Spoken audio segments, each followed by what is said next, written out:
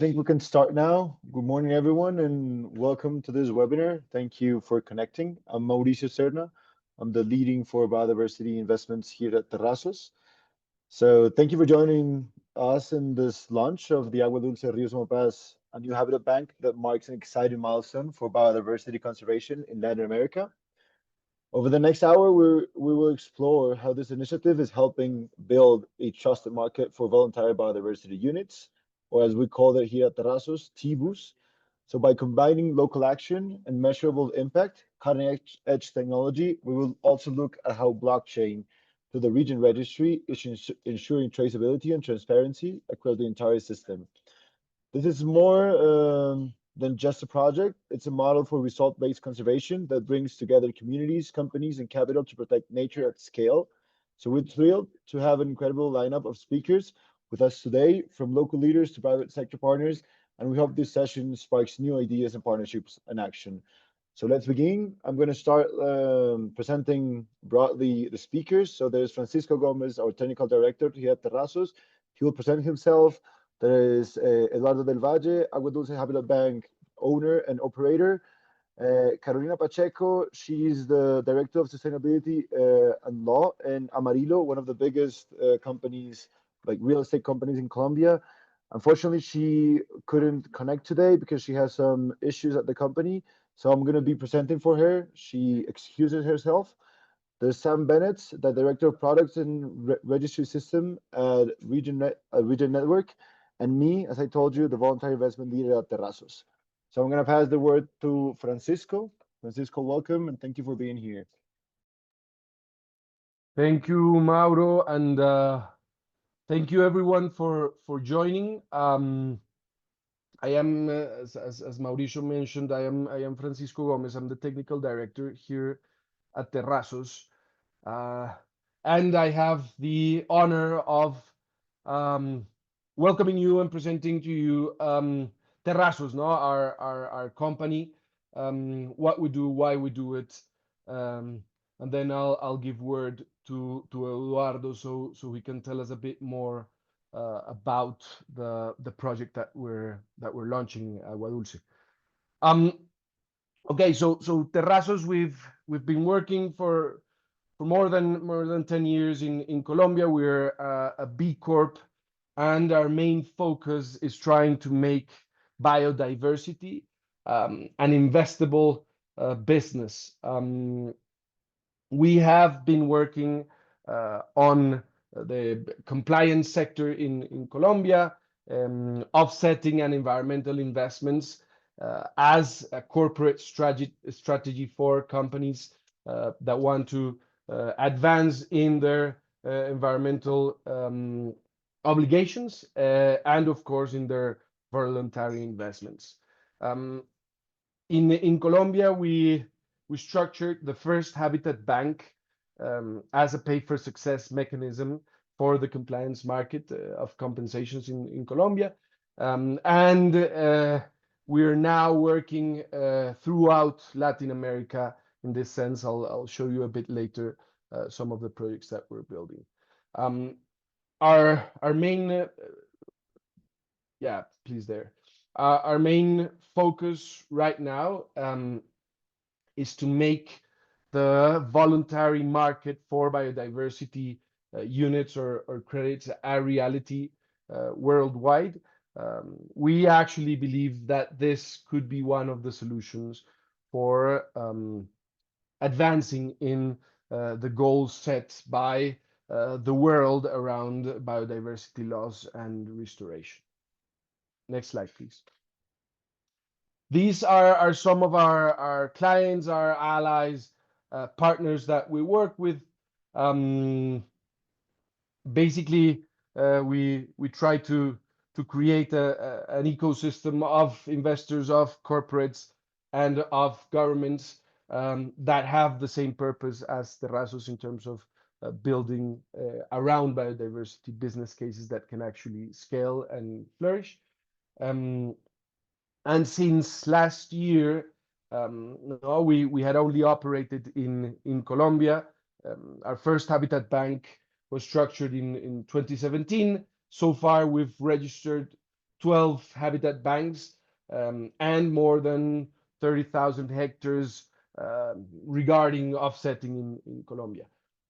Since last year, we started operations in Latin America. We now have projects in Mexico, Peru, Brazil, the Dominican Republic, Paraguay, and Argentina. Our focus is to take all of our experience, all of what we've learned in Colombia to the Latin American region, because we believe that Latin America could be a nature powerhouse for the world. And this basically includes understanding business cases, further developing voluntary markets and compliance markets, and doing so with high integrity principles in mind always. Next slide, please. This is no news. Basically, I think that if you're here, you know how deeply we are in terms of biodiversity loss around the world. It is said that more than half of the world's GDP depends on biodiversity. Some say that this is an understatement, and that 100% of the world's GDP depends on biodiversity, just by logic. But what we want to avoid is that if we actually lose biodiversity and lose it at scale, everything regarding our economic system will have to be redesigned. Of course, this is a case for competitiveness, for reputation, and for risks of operation. But in a more dramatic sense, basically the whole economic system as we know it would definitely need to change. And what this means is that we need to think of solutions, and we need to think of changing this risks into opportunities. Next slide, Mauro, please. So what is our invitation for you? Basically going beyond what's already being done, going beyond sustainability as we know it so far. Now, basically understanding that reaching net zero is not going to be enough, and we need to start framing our strategies in a nature positive way. And to do this, we have to think about restoration, we have to think about regeneration, and we have to start to think about creating nature. It's not just about protecting what we have, it's about building it again and making it flourish. As we see it from Terrasos, there is a business case for biodiversity, and especially for the private sector. By investing and by contributing in biodiversity, we want to strengthen social value. We want to strengthen economic stability.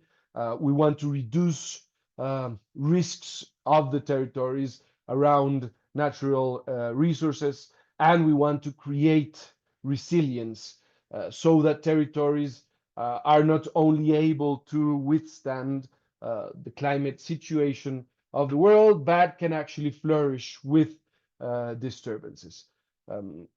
For this to happen, we want to invite companies. We need to access capital, not only for communities, but also for project operators, making every day these projects ever more investable or more attractive for creditors, for investors, and for consumers.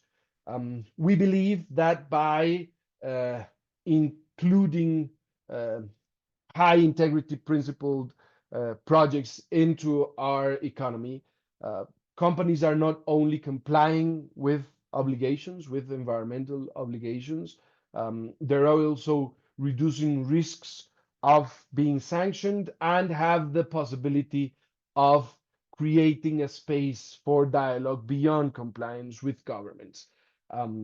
This being important in understanding that precisely our economies are changing and regulation is also going to be called for changes. And finally, by providing access to national and international markets, we will eventually show that biodiversity can be scaled as a business, that nature can be restored and created. And if we can do all this, then maybe we have a chance to create actual solutions for the environmental crisis that we're living in. In Terrasos, then we've built these projects and we've created what we called the Tebu, the Terrasos biodiversity units. And the idea for these units is to show a high integrity way, a measurable way of creating projects that actually support territories, that support communities, and that support companies in that journey towards being nature positive. What is a Tebu? A Tebu is basically an area-based unit, 10 square meters, that we guarantee for 30 years, that have permanence for 30 years, that will increase biodiversity. We will show an increase in biodiversity throughout those 30 years through a transparent, let's say, system where verified results are going to be applied by third-party auditors, where the principle of pay for success or pay for results is embedded into how we design and operate these projects, and that will actually bring wealth to the territories and to communities, ensuring that the business actually continues and that communities find in conservation and restoration a real economic alternative for their future and for their livelihoods. And so we arrive at Aguadulce, our main focus today. Aguadulce is a habitat bank in Cundinamarca, is our only habitat bank in Cundinamarca. It's a 124 hectare project that Eduardo will talk to you about. I don't want to go deeper on it because he will have a fantastic presentation about it.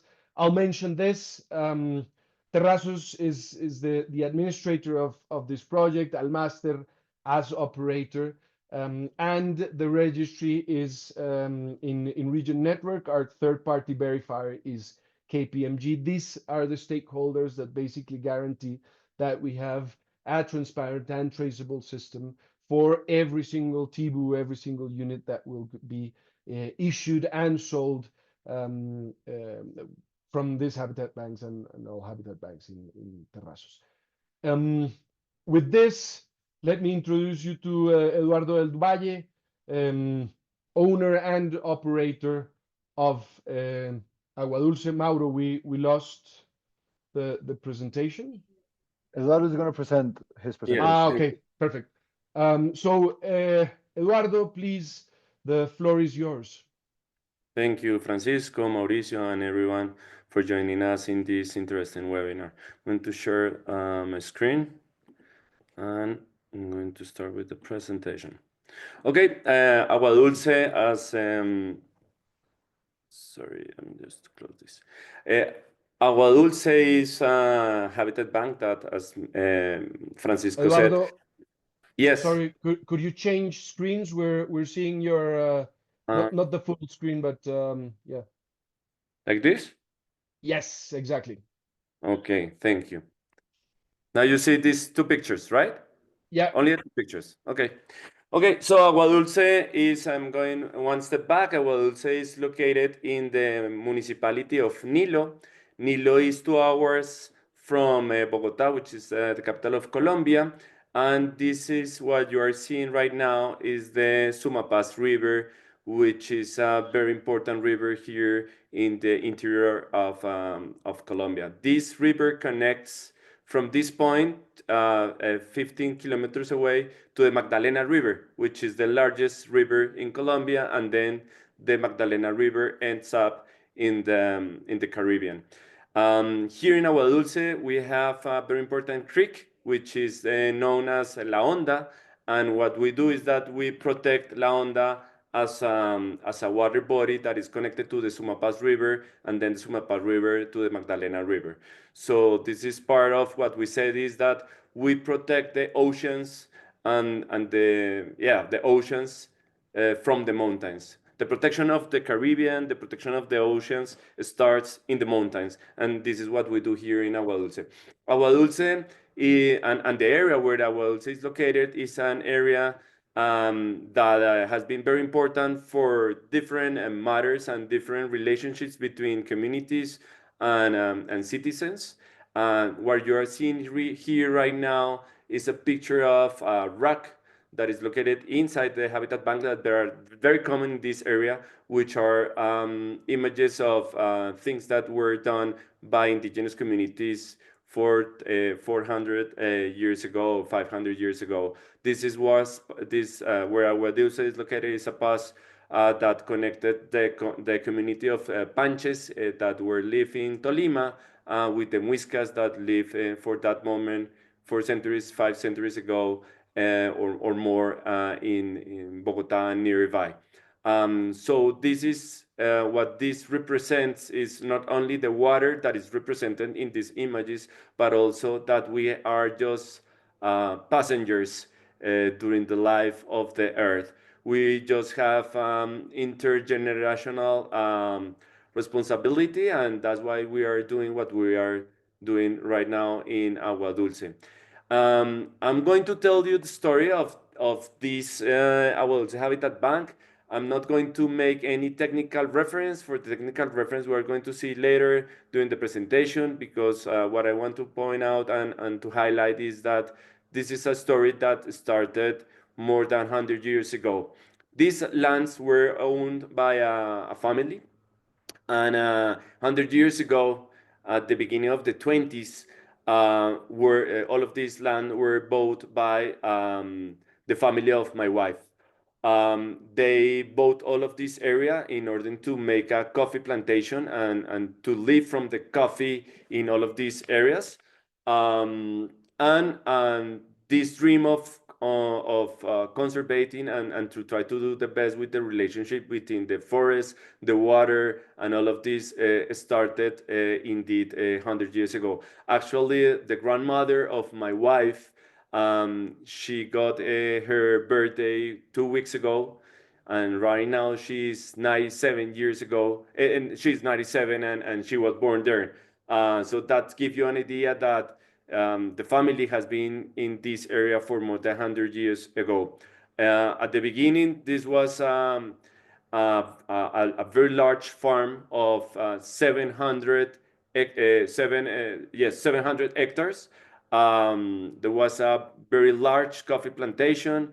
During the 70s and 80s, they had 60 workers to get and to collect all the coffee beans and to produce the coffee. However, as is part of very common in these kind of families, once the big guy or the big girl, grandfather or grandmother dies, then everything is starting to change, and that was happening here. The farm was divided in different properties, and all of the properties were sold to third parties.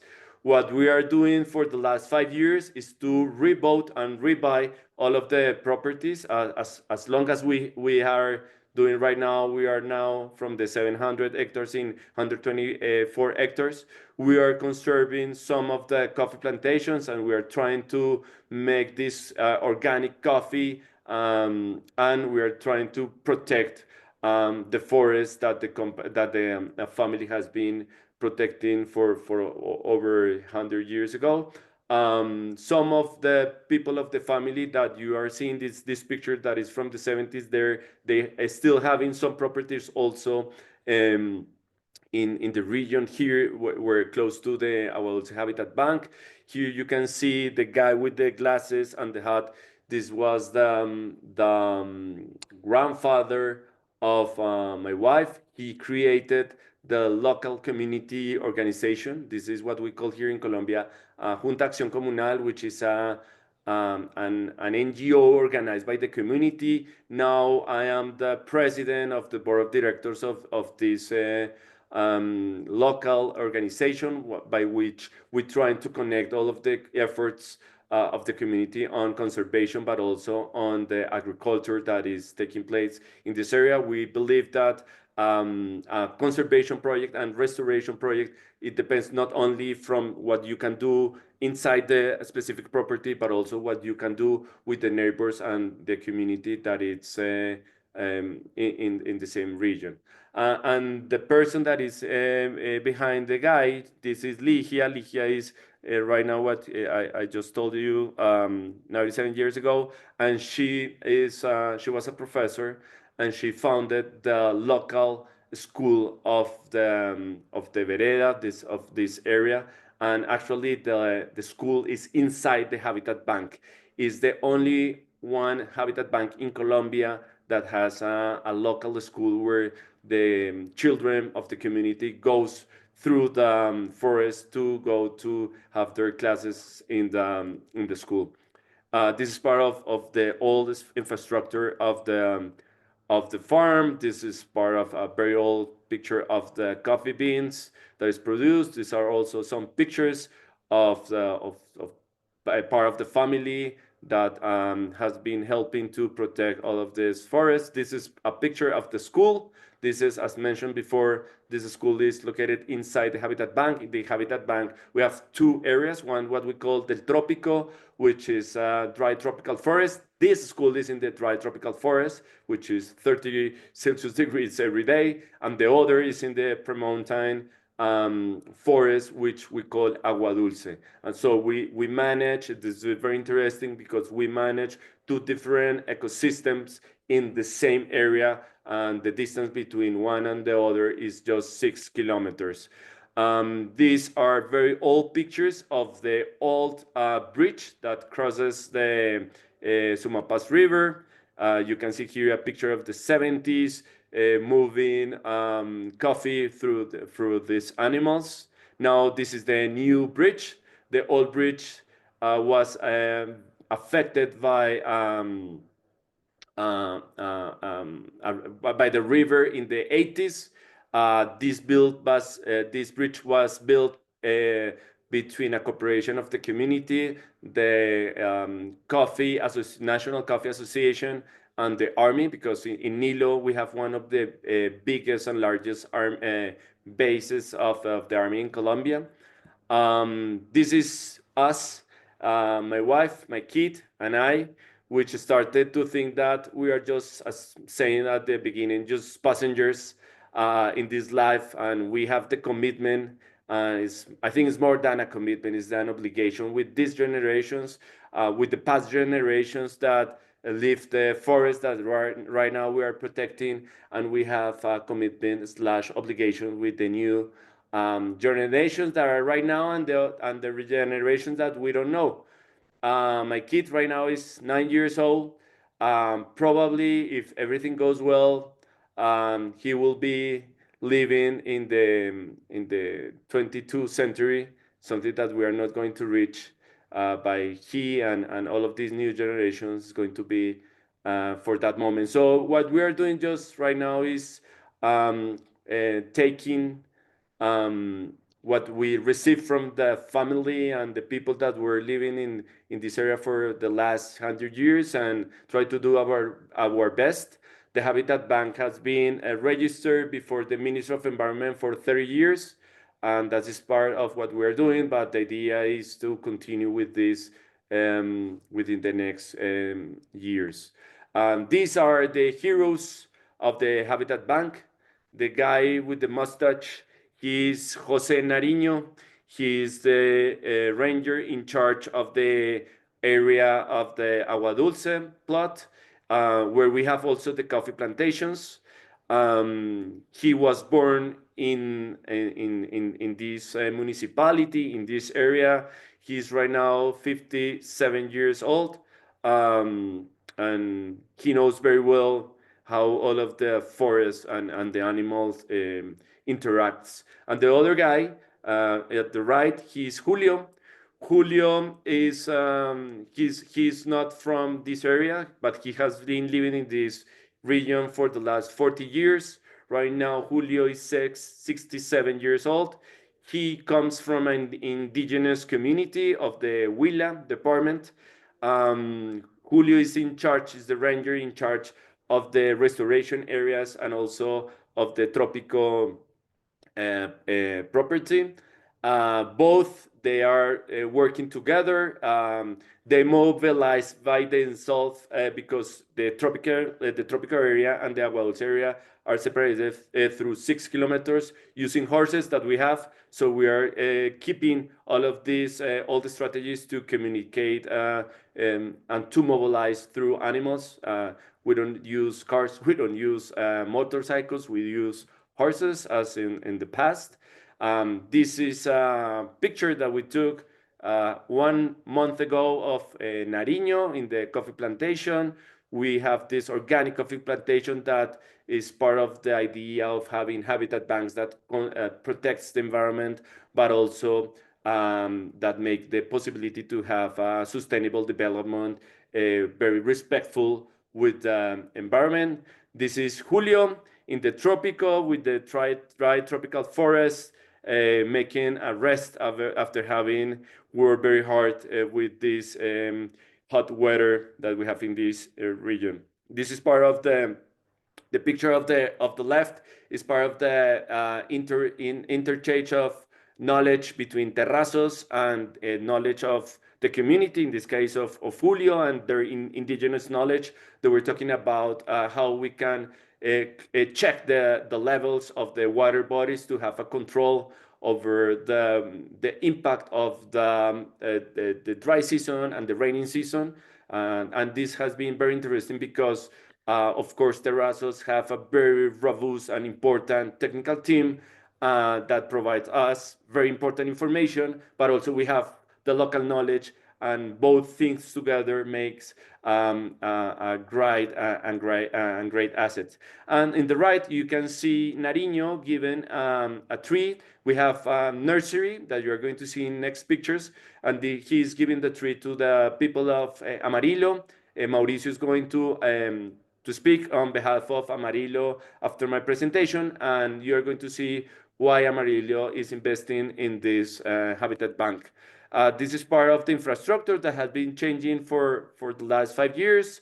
Right now, you can see that we have different facilities. We are receiving people that wants not only to go and to connect with nature, but also to connect by themselves. We have saying, and we believe that conservation is not only not to touch the forest, but also is more than to walk through the forest, to breathe into the forest. We have a practice of yoga, taekwondo, and any other martial arts that we are doing here in these facilities, because we believe that we are not only making and protection the forest, but also we are protecting the mental health of anyone that is visiting us. And we have these facilities for the technical team when they visit, for executives and people that they want to have a retire and to connect with nature and to know more about habitat banks.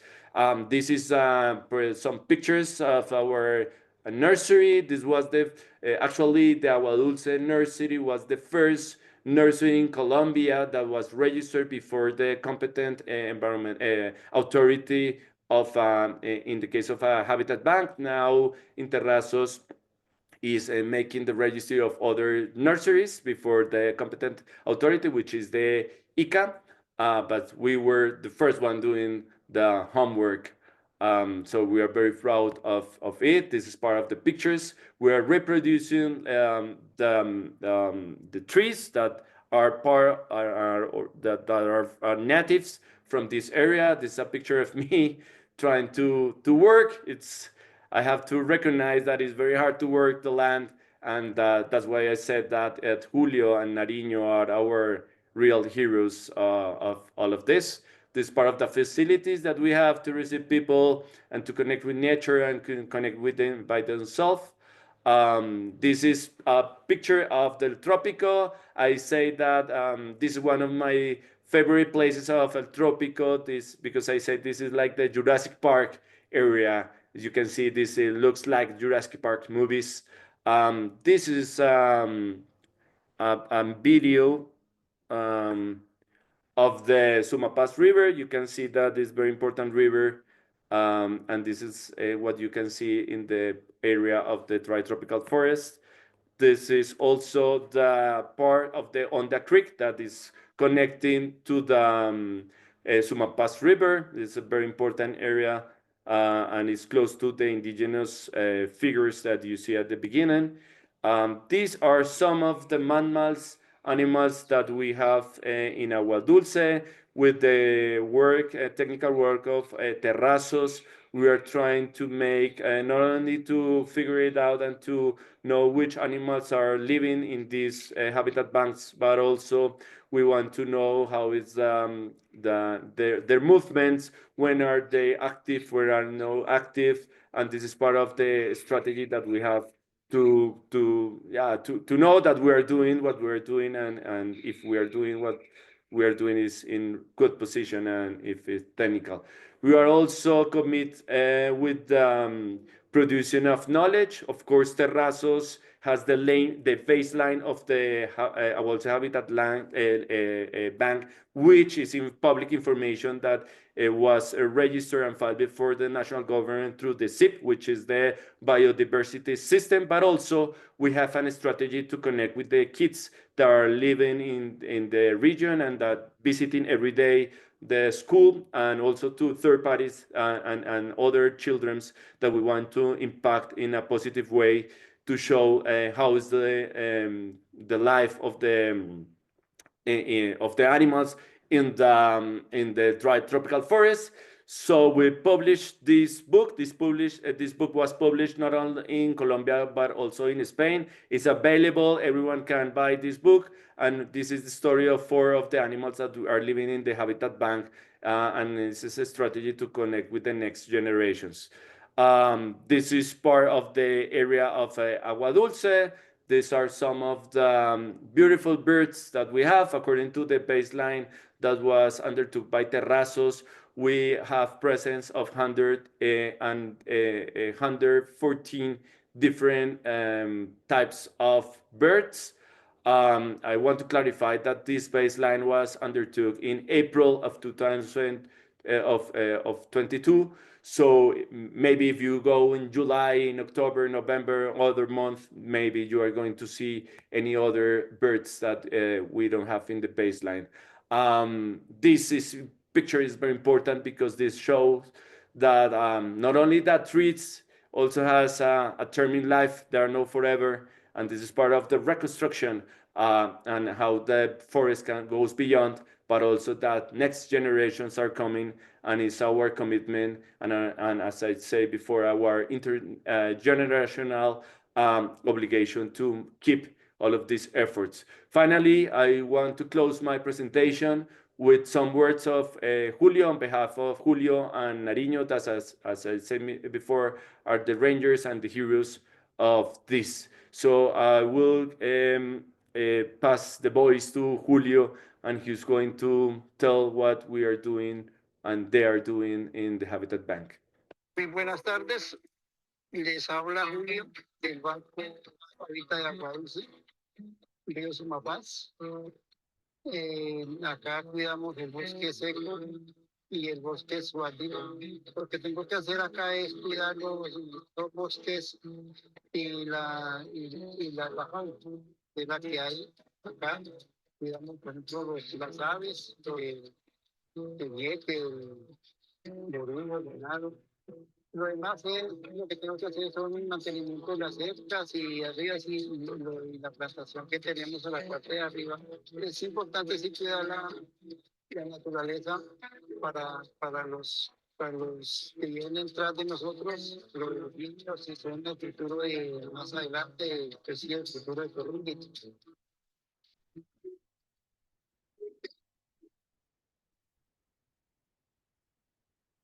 Okay, so this is our presentation. We want to thank Regen, Terrasos, Amarilo, all of the stakeholders that have been helping us to protect this important biodiversity project. Please, Mauricio, go ahead with the next person.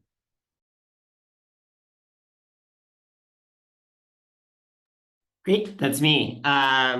Yeah, thanks everyone. And thanks, Eduardo. It was really awesome to see all the photos from the project. I'm Sam Bennetts. I'm the Director of Product and Registry Systems at Regen Network Development. And I'm going to be speaking kind of on the other end of the project, more focused on reporting. And so what does it look like to actually bundle all of the work and evidence that Eduardo and Terrasos and other groups have been collecting to kind of prove improvements in biodiversity over time. So you can go to the next slide. So just a brief kind of overview of Regen Network. Regen Network is kind of a conglomerate of projects working to build technology to overcome some of the limitations of current market mechanisms. So traditionally, the market has struggled with kind of information silos, making it really complex and hard to understand impacts, high costs of verification, lack of transparency, undermining trust, and confidence in environmental claims and biodiversity credits. And so we're really trying to focus on building tools and technology and a platform that really supports kind of more transparency, multi-stakeholder coordination to better communicate the activities on the ground and how they underpin things like biodiversity credits so that there's more confidence for those assets in the market. So you can go to the next slide. Yeah, and for the sake of time, I think you can go to the next slide as well. Yeah, so like I said, kind of the core principles that we've really held in our design of the platform for Terrasos is, and for other projects that we work on, is that, the technology used should be accessible, transparent, flexible, and inclusive. We should be able to coordinate with many stakeholders. We should reduce the complexity of information and be able to communicate it in a way that's understandable and legible to the market. So kind of the three pillars that I'll be walking through today is one, transparent claims and asset management. So how can we better record the actual biodiversity credits, the Tebus, show who owns them, how they're traded, what the price is, and then how do we actually disclose what data and claims are being made to back those Tebus. The second is multi-stakeholder verification systems. So creating pathways for project developers, registry agents, verifiers, land stewards, buyers to actually co-create and provide confidence in the credits by attesting to and verifying different claims. And the last is participatory governance. So providing kind of pathways for all of these stakeholders to kind of govern the program, the projects, the rules for how these credits are created and come to the market. So we've created a kind of full tech stack for the Tebu crediting system. So we have 3 layers to our system.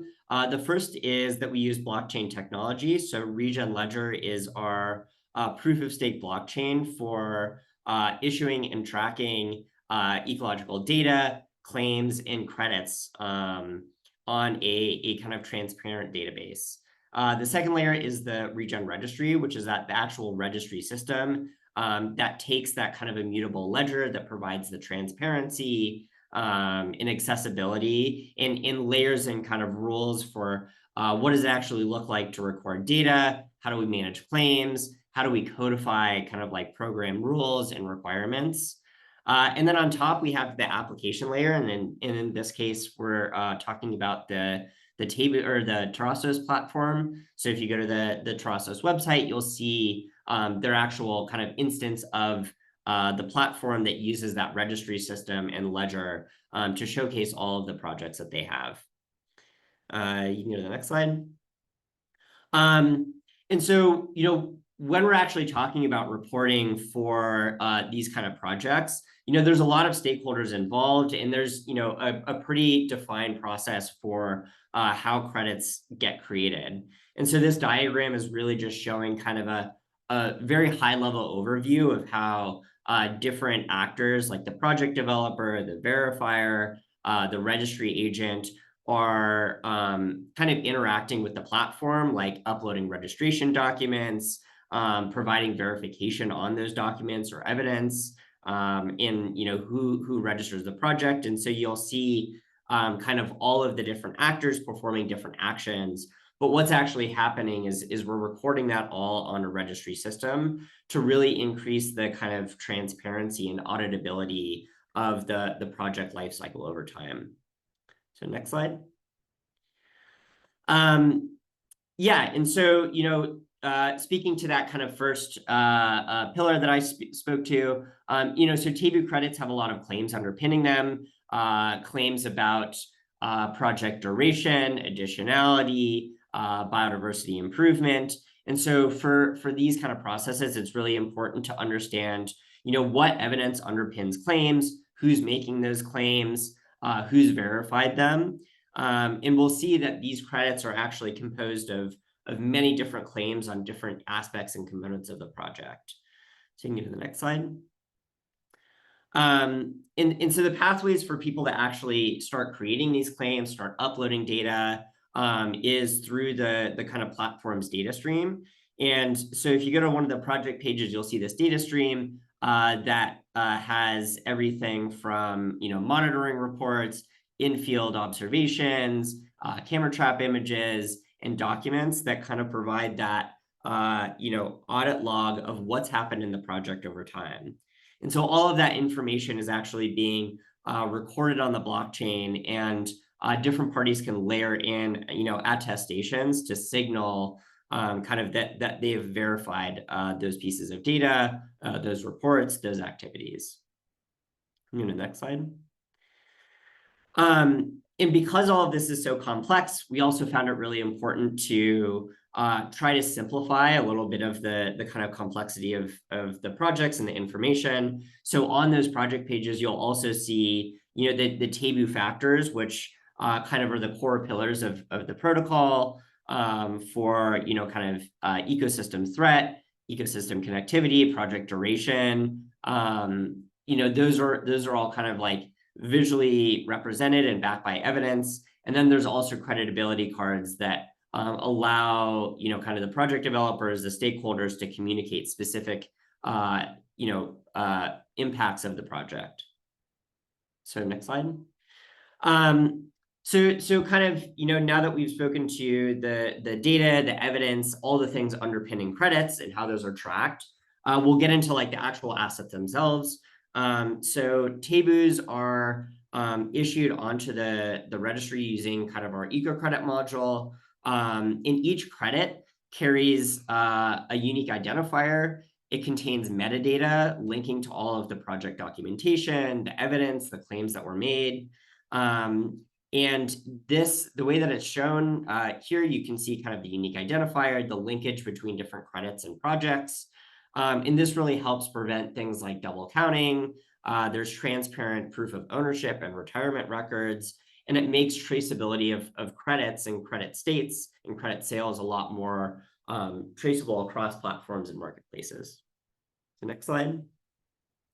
So these are some screenshots of the platform. Here you can see that we're actually tracking both the voluntary Tebu credits, and you can see the Tebu factors and kind of the metadata underpinning those, as well as the compliance credits that Terrasos has supported some of these projects and working towards. And again, you can see that compliance specific information that's actually embedded in the metadata of the credit.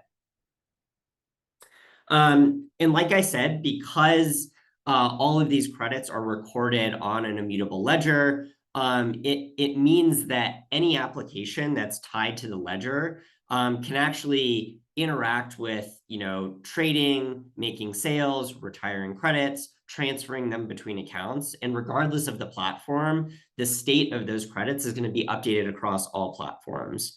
And so, Terrasos has their own application, but those credits are also shown on our application as well. And so if someone retires a credit on our platform, that's automatically reflected across both.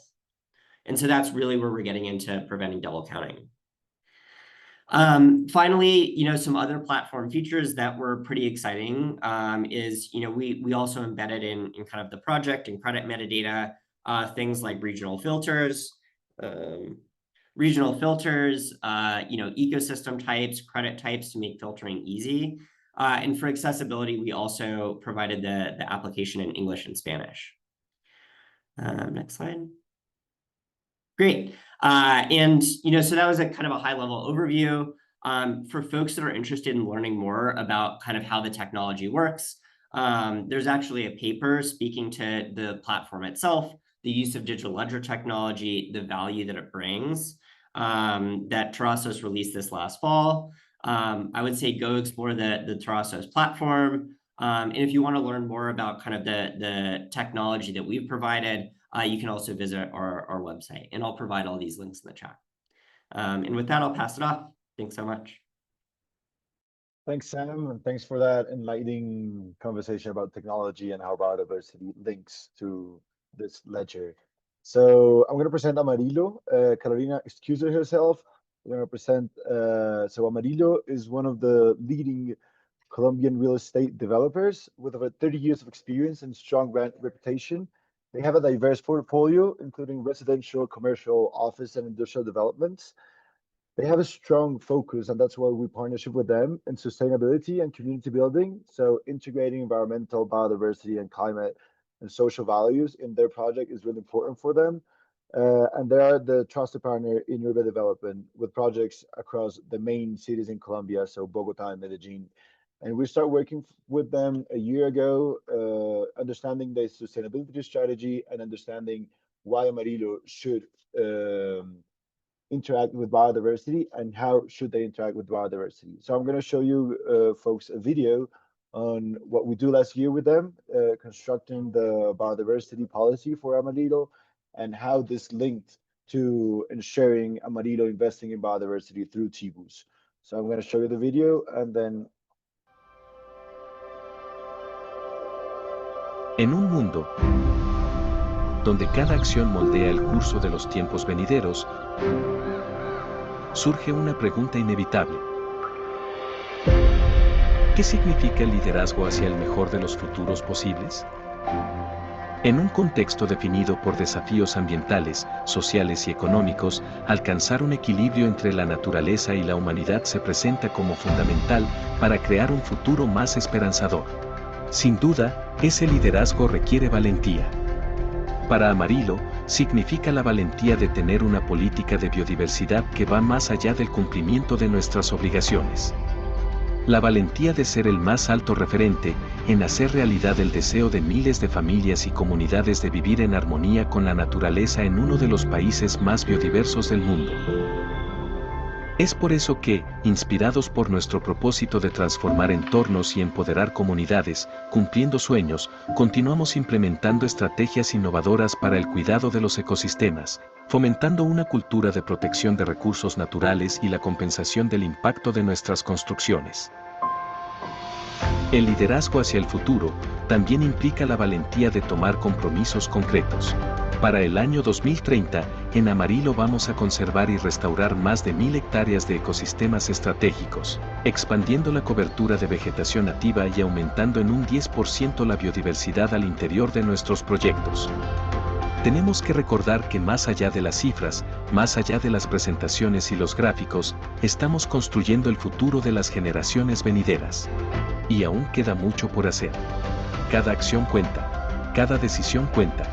El tiempo es ahora, para que hagamos de la biodiversidad otro de los pilares de nuestra estrategia, no solo una opción, sino una prioridad. En Amarilo, actuamos en el presente, pensando en el futuro, liderando con el ejemplo para que, con nuestra política de biodiversidad, el mundo sea un mejor lugar, más verde y sostenible para todos. So what's interesting here is that we analyzed with Amarilo their impacts in nature, their dependencies in nature, and we analyzed the opportunities they had to conserve nature. And what we did is that we calculated the number of square meters that they had built in different buildings, different strategies, and different projects, and they pledged to conserve and restore the double of the square meters that they have constructed. So there they pledged to conserve and restore 1,000 hectares in Colombia. And that's one of the first companies in Colombia, and we think in Latin America, that has done this huge pledge to conserve biodiversity through high integrity mechanisms. And what's also interesting here is that with their first investment in Tebus, they were able to conserve 2 hectares in Aguadulce Habitat Bank for 30 years. And because we are measuring biodiversity every year, we were able to give Amarilo. We were able to give Amarilo at the end of last year a GRI reporting, a GRI reporting that they use to report and to include biodiversity into their GRI commitments.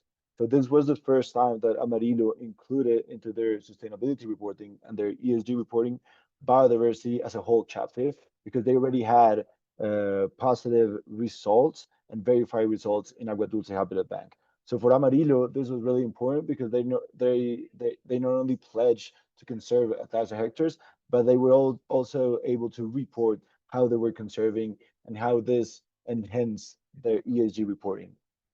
So thanks to Amarilo, the Aguadulce Habitat Bank has now his first client conserving and restoring 2 hectares for 30 years. And now to close the webinar and to pass to Q&A, I just want to say that Tebu is more than carbon and more than tree planting. Tebu is technology, Tebu is biodiversity, Tebu is endangered species, endangered ecosystems, and the opportunity for companies and for different stakeholders to invest in biodiversity and to relate to biodiversity through a high integrity mechanism that's long term, that's doing the projects with communities in the ground, as we saw with Eduardo, and that has all the technology to back up all the transactions and to be transparent in the future. So many companies ask us how to use Tebus, and there's plenty of ways on how a company can use Tebus. So they can use it to environmental offsets, depending on the country's regulation, to as Amarilo to show and to showcase its reporting against different standards, so GRI, TNFD, and different standards, to comply with new financial sector standards, and also to access cheaper capital. This is really interesting. There are many banks that are pushing forward different capital assets, cheaper capital assets to companies that invest in biodiversity, and also to position themselves to different stakeholders. So employees and customers, and also board members, to position the company as a company that is investing in biodiversity and is caring for biodiversity and for its dependencies of nature. So Tebu at the end gives companies a verifiable narrative to communicate how they are conserving and restoring biodiversity. So just to end the webinar, please contact us if you want to buy Tebus of Aguadulce, or if you want to talk to us to understand your biodiversity impacts, your biodiversity dependencies, and to do as Amarilo, to create a strategy to relate to nature and to, as Francisco said, having nature as a strategic asset of your companies. So thank you very much. And I think I can pass the word to Dave to see if there's any questions or to see if there's any comments to this webinar. Thank you very much. Thank you, everyone. That was lovely. Just really appreciating the mix of technology and the stories from the land and the species, and yeah, really amazing work for all the entire Terrasos community. If you do have questions, you can take yourself off mute, or if you want to raise your hand, or with the Q&A is also open. So there was a question in there. It says, thanks for the presentation. This is from Juan Guerrero. How is Terrasos currently attracting international demand for Tebus? Is the UK's biodiversity net gain a feasible market for Terrasos's biodiversity conservation certifications? Was Amarilo's acquisition of Tebus a boost for the other market players to show interest in the Aguadulce Habitat Bank? Thanks for the amazing work. So thanks, Juan, for the question. That's a really interesting question. We are attracting international demand for Tebus, yes, and that depends on each company. So companies that have a value chain, depending on Colombia's ecosystems, are interested in buying Tebus to de-risk their value chain, for example. And also international NGOs are also interested in buying Tebus through certified conservation results. So that's number one. Number two, the UK's biodiversity net gain is not a feasible market for Tebus in Colombia because they have a strict regulation on like-for-like ecosystems. So the housing market in the UK needs to offset their impacts in the same ecosystem that they created it. So there are strong regulations for compliance, biodiversity offsetting in different countries, and the normal and the good practices are being like for like offsetting. And yes, Amarilo has been a boost for other player markets. So it's a really good example on how a company didn't just buy Tebus, but created a biodiversity strategy for the company to understand how biodiversity can add value to their company. So we understood dependencies, we understood impacts, and we also understood what was the vision, like the long-term vision of Amarilo in terms of biodiversity commitments and conservation.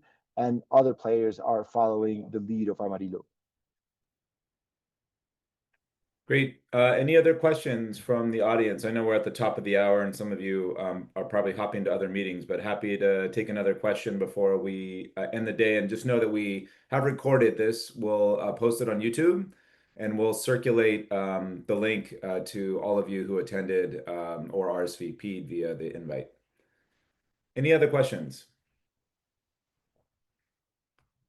Yes. Hey, everyone. Mauro, Eduardo, ¿cómo están? Javier Moreno here. It's a pleasure to hear you guys and to witnesses the launching of this Habitat Bank.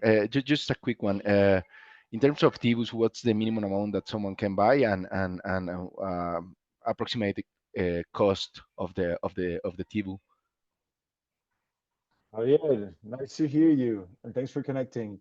So one Tebu is the minimum amount, and one Tebu is worth $25. And then we can create a strategy for any company to buy a certain amount of Tebus depending on what your strategy is. Great. Thank you, Mauro.